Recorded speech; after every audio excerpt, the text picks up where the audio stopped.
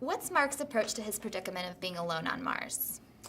Well, Mark has a very scientific approach to his predicament. He basically assesses what his situation is, and then once he completely understands it, he sets about trying to methodically solve one problem at a time.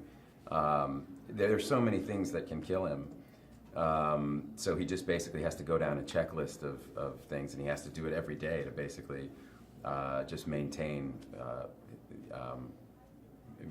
his situation. Because the smallest break in anything, if the hab breaches in any way, he's gonna meet a grisly death, because he'll lose all of the atmosphere around him. If he runs out of water, he'll die of thirst. If he runs out of food, he's going to starve to death. So he's in a bit of a fix, but he has a very methodical approach and a scientific approach to his situation.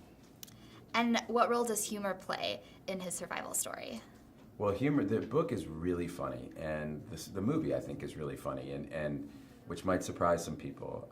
But a lot of the people in my travels that I've met who do really dangerous things for a living tend to have great senses of humor. I think, because if they really just dwelled on how perilous their situations were, they'd go crazy. So instead, they crack jokes, and so Mark has a really kind of great gallows humor about him, and we really wanted to keep that. That's something that's very much in the book. Many kids dream of becoming an astronaut. Was that a childhood dream of yours, or is it now? I played at being an astronaut a little bit, but no, I'm not like. I think you need to have really kind of a hardcore pioneering spirit. I think astronauts are the same people who were explorers 500 years ago and jumping on ships and sailing to faraway lands and courting death and pushing the envelope for all of humanity, and thank God there are people like that, because that's how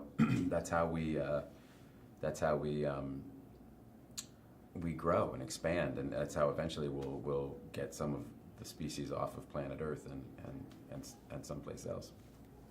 How did you prepare for this role? Well, the worry, the risk for me was doing all these scenes by myself and not having a scene partner for a lot of the movie. So Ridley and I sat down and really kind of combed through the script moment to moment, and really kind of designed a plan of attack for the whole thing. So it was a lot of meetings with him, and we just kind of didn't want to leave anything to chance. What was the most challenging scene that you had to shoot? The most challenging scene, with Ridley, there's not really that much, he makes it pretty easy. I mean, I could see, at the end we went to Jordan and in the desert and shot all of our exteriors, it was so beautiful there.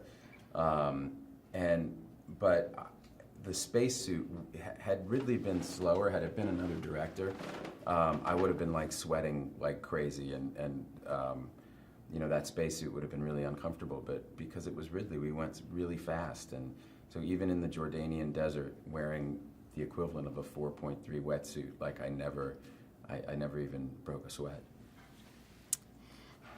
And Mark is stranded with several forms of entertainment that his crewmates have left behind, like Happy Days and disco music. What would you bring with you to Mars if you had to go?